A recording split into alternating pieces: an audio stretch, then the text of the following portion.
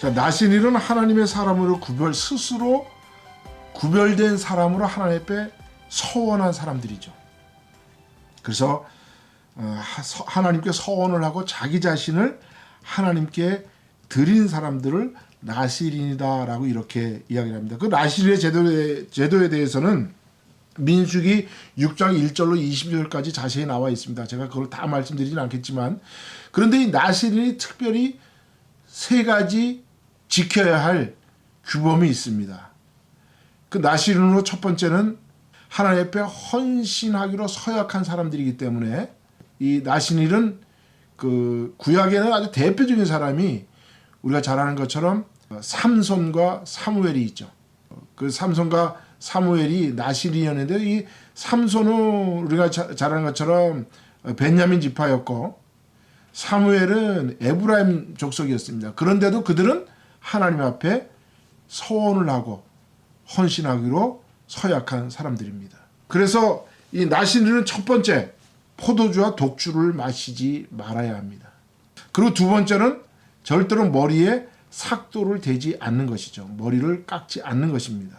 머리카락을 자르지 않는다는 것은 내 마음대로 사는 것이 아니라 하나님의 뜻대로 살려고 노력한다는 의미를 지녔다, 이렇게 뜻이라고 볼 수가 있습니다. 그래서 하나님은 그 어떤 인공적인 그런 행위를 하지 않도록 있는 자연 그대로 하나님 앞에 서원하기를 원하는 의미에서 머리에 삭도를 대지 않았다라고 이렇게 규율을 정해놓고 있습니다. 세 번째는 바로 시체를 가까이 하지 않는다는 것입니다. 왜냐하면 나시린은 하나님 앞에 서원되고 봉헌된 자들은 뭐냐? 생명을 살려내는 사람이기 때문에 죽음에 대해서는 가까이 하지 말라는 거예요. 나시린은 사람을 살려내는 사람이다. 생명을 주는 사람이지 나시린은 죽은 일을 감당하는 사람들이 아니다라는 것을 우리에게 가르쳐주고 있죠. 그래서 오늘날 그 목회자들을 저는 이 나시린이 바로 구약의 근거로서 오늘날 목회자들이 나시린에 가깝다라고 이렇게 말할 수가 있다라고 생각합니다. 이 목회자들이 제사장의 역할이 아니라는 것만은 구속사의 메커니즘을 통해서 확실하게 우리가 알 수가 있는데요. 그러면 목회자들이 오늘날 하나님 앞에 이렇게 헌신하게 되는 어떤 근거는 무엇이냐? 그게 사도 바울이 우리에게 말씀해 주고 있는 에베소 4장 11절에서 12절까지 있는 말씀을 근거로 삼을 수가 있겠습니다. 그것은 뭐냐 하면, 그가 혹은 사도로 혹은 선지자로 혹은 복음 전하는 자로 혹은 목사와 교사로 주셨으니 이는 성도를 온전케 하며 봉사의 일을 하게 하며 그리스도의 몸을 세우려 함이라 라고 이렇게 사도로 선지자로 복음 전하는 자로 목사로 교사로 이렇게 세우셨다는 거예요. 이들을 세우신 목적은 하나님의 성도들을 온전케 하고 또 봉사의 일을 하게 하며 그리스도의 몸을 세우기 위해서다. 자, 그런데 여기에서 사도는 아직까지 성경이 완성되지 않은 때 사도 바울이 이걸 기록한 거기 때문에, 사도는 그럼 무엇이냐? 우리가 잘 아는 것처럼 사도는 예수님께 직접 예수님 앞에 가르침을 받은 사람들을 우리가 사도라 그러죠. 그러면 사도 바울은 왜 사도라고 이야기하느냐? 사도 바울은 갈라디아서에 있는 것처럼 사도 바울은 아라비아 사막에서 예수님과 3년 동안 부활하신 예수님과 3년 동안 함께 거기서 가르침을 받았다. 그래서 사도 바울을 우리는 그래서 사도로 규정을 하는 것이죠. 그래서 사도들의 사명은 무엇이냐 하면 예수님의 직접 가르침을 다른 사람에게 가르치는데, 그 예수님에게 사도에게 가르침을 받은 사람들을 우리는 속사도라 그러죠. 속사도다. 그 이후로 그 속사도 이후로 감독과 또 이제 여러 가지 그 교회의 직분들이 나타나는데요. 중요한 것은 바로 이 사도들의 사명은 제일 중요한 것은 무엇이냐면, 사도들은 하나님의 성경의 말씀을 기록했다는 겁니다. 예수님의 말씀과 행적을 기록한 사람들이 바로 사도지요. 그래서 사도들의 가장 중요한 역할은 하나님의 말씀으로 오신 예수 그리스도 직접 뵙고 그의 말씀과 행적을 글로 남겨놓은, 그래서 성경이 성경으로 캐논으로 완성되는 그때까지 사도의 말씀을 위주로 성경이 기록됐다는 겁니다. 그러면 사도 이후에 성경이 완전히 이제 오늘날 66권의 말씀으로 딱 규정을 했죠. 그래서 그것을 하나님의 말씀 잣대다. 이제 거기에서 그 말씀에서 벗어날 수가 없는 것이죠. 그래서 그걸 우리는 캐논이다. 그래서 캐논은 로마어로 잣대, 룰러 이런 뜻이 있는 것이죠. 그래서 우리는 이 하나님의 말씀이 모든 것이 이제 성경 말씀으로 다 기록이 되어 있다라는 사실인 것이죠. 그래서 이걸 기록한 사람들이 사도다. 그러면 오늘날 사도는 하나님이 세우시지 않으시죠. 왜 세우시지 않습니까? 사도가 세워지면 성경을 기록해야 되니까요. 그래서 성경이 완성된 이후로는 사도는 이제 사실 이제 사도 제도는 더 이상 의미가 없는 것이죠.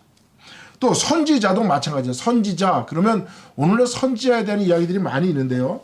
선지자는 물론 우리가 여기에 보면 그 한문으로 보면 먼저 아는 사람들이다 라는데 하나님의 비밀을 아는 사람들이죠.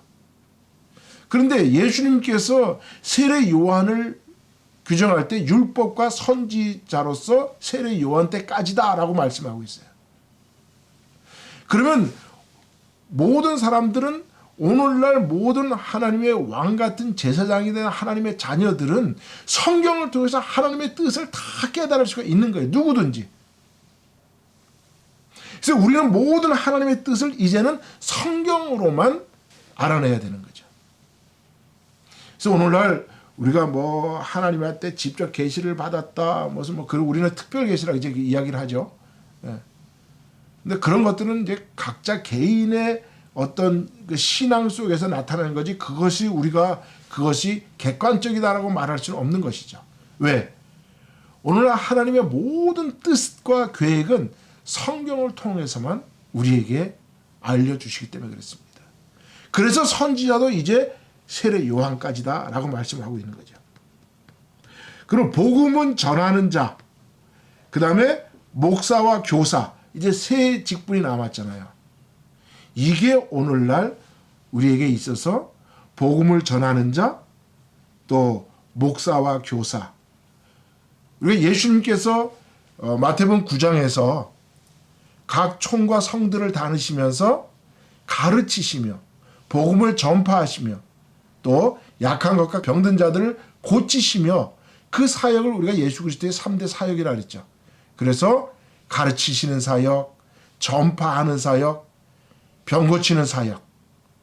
이것을 우리가 오늘날 예수 그리스도의 제자가 된 사람들은 이것을 우리가 감당해야 되는데 바로 복음을 전하는 자, 프리칭 미니스트리 예수님의 그 말씀을 가서 전파하는 사람들이에요. 오늘날 전도자들이나 선교사들이나 오늘 평신도로서도 열심히 가서 하나님의 말씀을 다른 사람에게 가르치는 사람은 복음 전하는 자들이죠. 혹은 목사라는 직은 원래 패스터는 그 양을 치는 사람들을 의미하죠.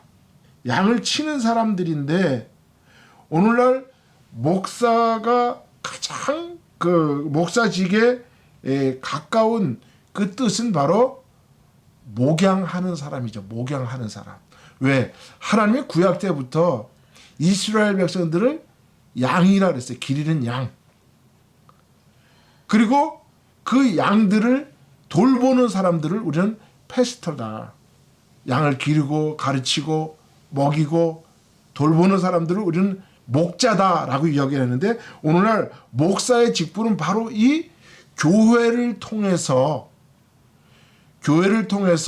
세워지고 또 근데 이 교회를 통해서 세워질 때 바로 이 목회자들은 또 우리가 세상에서 규정하는 또 각 교단에서 규정하는 그 정규 교육을 받고 또 그 모든 과정을 거친 사람들에게 우리는 목사의 직을 주고 그래서 그 목사의 직을 준 것을 우리는 기름 부음을 받았다. 옛날 구약의 제사장들에게 주는 것처럼.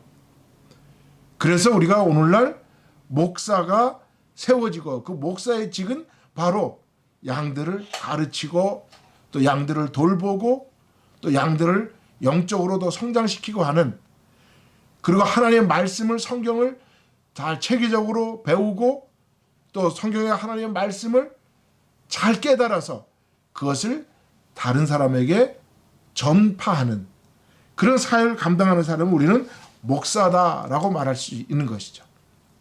또 교사는, 오늘 우리가 주일학교 교사도 있고 여러 가지 있지만, 목사는 이 복음을 전하는 것과 또 양들을 돌보는 것과 양들을 가르치는 이 전파, 복음을 전하는 자, 또 목사, 또 교사, 이 세 가지를 다 합쳐서 우리는 목회자의, 오늘날 목사의 사명이다라고 이렇게 말씀할 수가 있는 것이죠. 그렇다면 구속사적 메커니즘으로 본다면 목사는 누구에 의해서 선천적으로 세워진 것이 아니고 또 그렇게 택함을 받은 것도 아니고, 단지 목회자는 이 땅에서 하나님의 일을 어떻게 하면 내가 전신으로 혼신을 다해서 하나님의 일만 할 수 있을까? 그래서 나시린으로 자기가 하나님 앞에 서원을 한 사람들이다. 그런 의미에서 더 하나님 앞에 능동적이고 더 적극적이고 자기를 헌신하기로 작정한 사람들이다. 그런 의미에서 저는 제사장 역할보다 더 큰 역할을 감당하는 사람들이라고 저는 볼 수 있다. 이렇게 말씀드릴 수가 있겠습니다. 그리고 과연 그렇다면 오늘날 목회자들을 하나님이 택했다라고 이야기들을 많이 하는데요. 저는 그것도 조금 어폐가 있다 이렇게 생각을 합니다. 목회자는 나시린 것처럼요, 하나님이 택한 것이 아니라 내가 택한 것입니다. 자, 저는 이렇게 이것을 설명할 수가 있다고 생각합니다. 자, 하나님께서는 하나님의 일을 효율적으로 가장 효과적으로 나타나게 하기 위해서 하나님께서 모든 사람들에게 달란트를 주셨어요.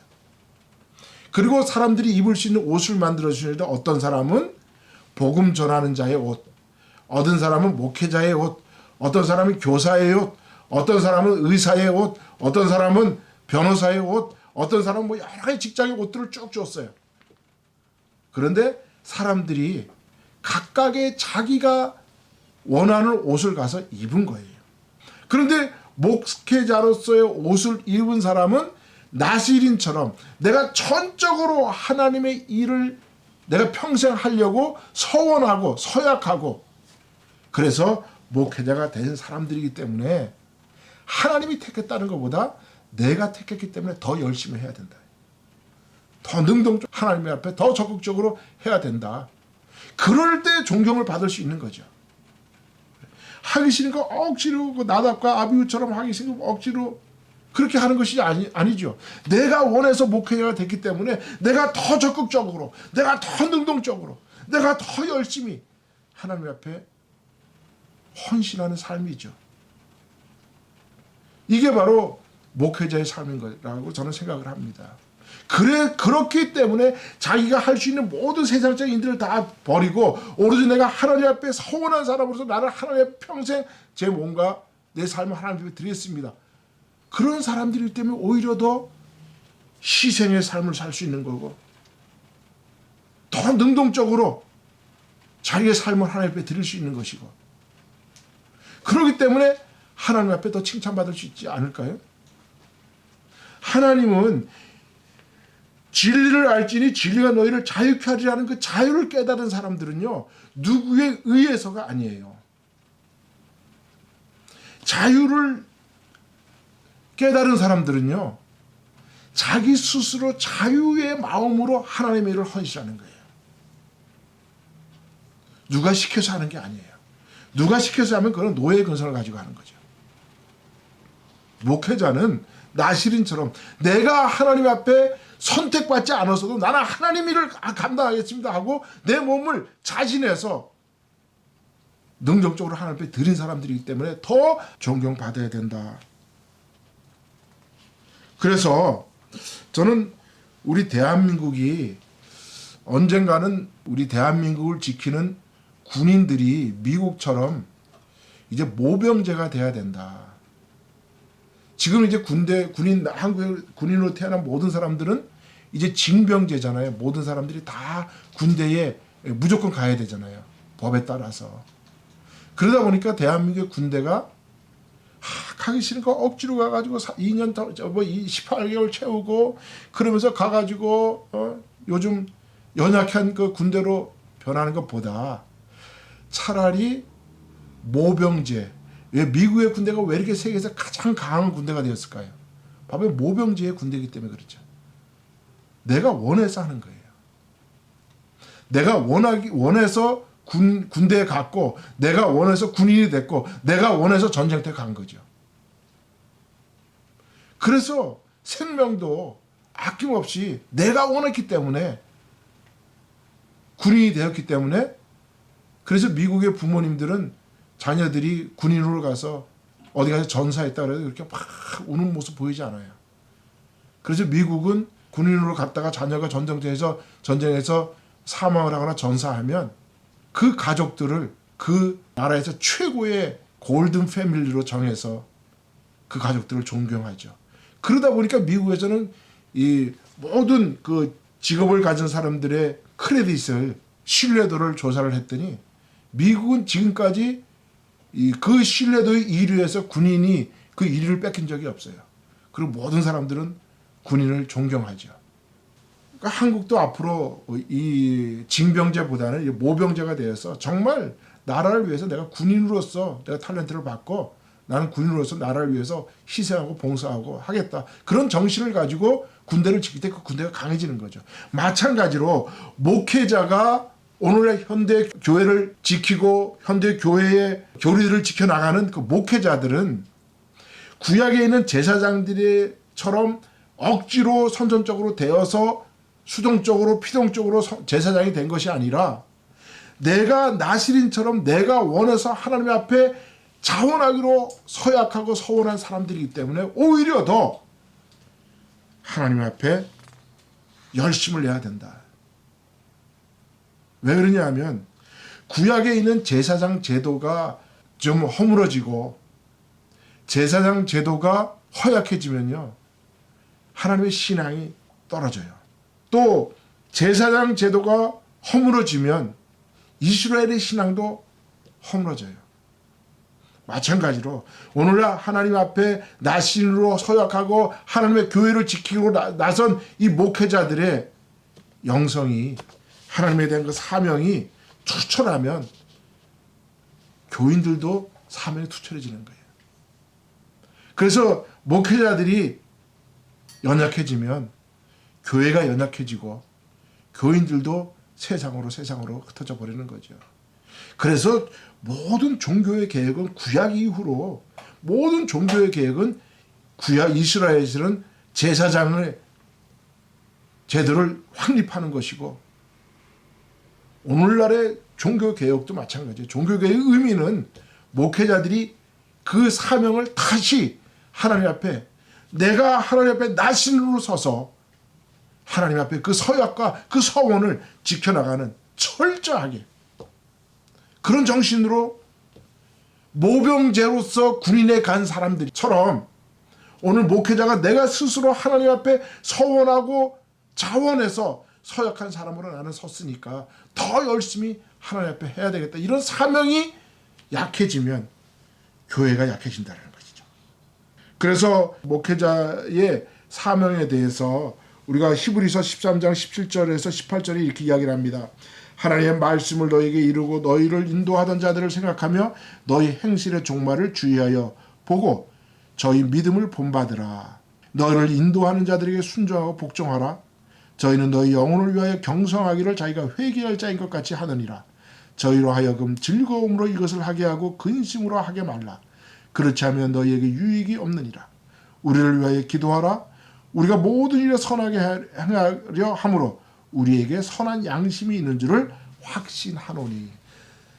목회자는 어쨌든 간에 선한 양심을 가지고 하나님 앞에 내가 소원한 그 처음에 그 정신을 가지고 살아가야 돼요. 그럴 때 성도들은 우리 목회자들을 뭐로 봅니까? 내 영을 경성하는 사람. 영을 경성한다는 건 뭡니까? 영적 생명을 키워내는 사람이라는 뜻이죠. 이 얘기를 다른 말로 표현하면 우리가 미국에 살면 1년에 한 번씩 회계보고를 해요. 내가 1년 동안 번 돈을 회계보고를 해야 내가 그게 하도 복잡해서 그게 힘들어서 그걸 누구한테 맡깁니까? 회계사한테 맡기죠. 그래서 우리가 CPA라고 그러죠. 그 CPA에 갖다가 맡기는 거예요. 그럼 CPA가 내가 1년에 번 거 전체 그 그로스 인컴을 넷 인컴으로 만들어서 텍스 보고를 하게 만들어 주는 거죠. 마찬가지로 우리가 나중에 천국에 이르렀을 때 하나님 앞에 우리의 영의 무게를 달려고 예수님하고 회개를 할 때 그것을 내 영적 무게를 도와주는 사람이 누구냐? CPA처럼 바로 목회자들이 그것을 경성해 준다라는 거예요. 하나님 예수님하고 회개할 때 우리의 영적 삶을 회개할 때 목회자들이 그것을 이분은 이렇게 영적인 삶을 살았습니다 하고 그 우리의 영성을 예수님에 보고해 주는 사람이라 대신. 그래서 우리가 그들을 존경해야 된다는 거죠. 그 목회자들은 바로 그런 의미에서 더 영적으로 충만해야 되고 또 맡겨진 양들에게 그 영적인 삶을 가르치기 위해서 더 노력해야 하는 삶을 살아가야 할 사람들이 바로 목회자라는 뜻이죠. 이렇게 목회자가 교인들의 영성을 위해서 수고하고 노력할 때 교인들은 성도들은 목회자를 존경해야 되는 거예요. 그럴 때 목회자의 권위가 생기는 거죠. 그래서 목회자들이 교인 수 많이 해가지고 권력 잡으려고 생각하지 마세요. 교회에 힘 가지려고 생각하지 마세요. 여러분 예수님이 힘을 가졌습니까? 권위를 가졌습니까? 예수님이 권력을 가지셨습니까? 권위를 가지셨습니까? 예수님은 권력에 대해서는 아예 무시해버리셨어요. 예수님이 언제 힘 가지려고 노력하셨어요? 근데 예수님은 어떻게 하셨습니까? 낮고 낮은 것으로 임하시려고 하실 때 오히려 예수님의 권위가 올라갔다는 거죠. 최고의 권위로 올라가시죠. 마지막으로 자기의 몸을 우리의 죄를 위해서 다 내어놓으시고 몸과 마음과 피와 땀과 눈물을 다 우리를 위해서 쏟아 부으시는 그런 어린 양으로 돌아가실 때 예수님의 권위가 높아지는 거예요. 예. 오늘날 목회자들도 마찬가지죠. 목회자들에게 권위는 내가 세운다고 세워지는 게 아니에요. 권위는 다른 사람이 나를 인정해 주는 게 권위예요. 권력은 내가 잡을 수가 있어요. 내가 많이 배워서 내가 명예를 가지고 내가 돈을 가지고 권력을 갖든지 힘을 가지고 권력을 가질 수 있을지 모르나 그러나 교회는 권력 가지려고 할 때 세상에서 교회는 지탄의 대상이 되고 교회는 하나님의 복음은 땅에 떨어졌었어요. 오늘날 목회자의 권위는 어디서부터 나오느냐? 예수님처럼 낮은 곳으로 임할 때 예수님의 마음에 온유와 겸손을 배워나갈 때 오히려 세상 사람들은 목회자에게 권위를 부여한다는 거예요. 권력 잡으려고 힘 가지려고 교인 숫자 늘리려고 교회 건물 크게 지려고 거기에 신경 쓰지 말라라는 거죠. 무엇이 중요합니까? 어떻게 하든지 한 영혼을 맡겨진 한 영혼이라도 그의 영적 생명이 어떻게 하면 더 성장되고 자랄까 거기에 노력하고 그들을 위해서 기도해주고 그들을 위해서 봉사하는 그런 삶을 살아갈 때 교인들의 숫자는 중요한 것이 아니에요. 그 교인들의 숫자 자꾸 이야기하면요 그거는 사탄이 주는 만모미즘이 교회에 들어와서 교회가 오늘날 이렇게 세상의 지탄이 되어버린 거예요. 목회자는 내가 나신이로 하나님 앞에 서원하고 서약한 자들입니다. 누가 시켜서 한 거 아니에요. 뭐 어떤 분들은 나는 누가 시켜서 했어. 그런 사람도 있겠죠. 그러나 근본적으로 목회자는 누가 시켜서 한 거 아닙니다. 오늘날 진리로 자유를 받은 사람들은요. 누가 시켜서 하나님 일을 하면 안 되는 거예요. 하루 세끼 굶어도요. 배를 타다가 복음 전파하다가 배가 뒤집혀져가지고 죽을 위기에 처해도요. 내가 원했기 때문에 가는 거예요. 사도 바울이 그랬잖아요. 곤장을 맞아도 가난해도 배고파도 동족이 나를 몽둥이로 곤장을 쳐도 나는 하나님의 복음 전하는 건 내가 원해서 했기 때문에 간다라는 거죠. 이러한 정신이 이러한 사명감이 목회자에서 사라지고 약해지고 목회자들이 오히려 직업의식이 많아지다 보면 교회가 타락되는 거죠. 오늘 그렇게 현대교회가 타락돼가고 있다는 사실을 우리가 목회자들 스스로가 좀 생각하고 반성하는 기회가 됐으면 좋겠습니다. 그래서 목회자의 권위는 예수님으로부터 온다. 네. 사도 바울이 고린도전서 11장 1절에 그랬죠. 내가 그리스도를 본받는 자 된 것 같이 너희도 나를 본받으라. 우리의 권위는, 목회자의 권위는 예수님의 마음, 온유와 겸손을 통해서 낮아지는 모습을 통해서 목회자의 권위가 세워진다라는 겁니다. 그래서 오늘은 목회자는 나시린이다. 어떤 제가 목사님한테 목회자는 제사장이 아니다 그랬더니 막 화를 내요. 화가 그 중요한 거 아니고요. 진짜 중요한 것은 제사장 제도는 예수님이 이 땅에 십자가에 달려 돌아가실 때 구속사의 메커니즘을 통해서 제사장 제도는 끝났어요. 제사 제도도 끝났어요. 그래서 성전도 없어졌고요. 이제 우리에게 남은 건 무엇입니까? 우리가 하나님의 교회된 자들로 어떻게 하면 하나님의 부여하신 영적인 삶을 살려고 노력할 것인가. 목회자들은 그것을 위해서 세움을 받았기 때문에 예수님의 마음과 온유와 겸손함을 배워서 낮은 곳으로 낮아질 때 세상은 목회자에게 권위를 부여한다. 이것이 2000년 동안 교회사를 통해서 배울 수 있는 목회자의 권위라고 생각합니다. 조금이라도 도움이 되셨으면 좋겠습니다. 감사합니다.